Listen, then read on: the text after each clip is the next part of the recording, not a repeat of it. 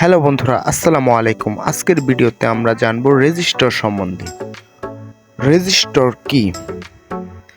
এটি কিভাবে কাজ করে? রেজিস্টর হলো একটি ইলেকট্রনিক্স কম্পোনেন্ট যা বিদ্যুৎ প্রবাহকে বাধা দেয়। রেজিস্টরের মূল কাজ হলো বিদ্যুৎ প্রবাহ নিয়ন্ত্রণ করা ও সার্কিটে বেশি ভোল্টেজ প্রবাহিত হতে বাধা দেওয়া।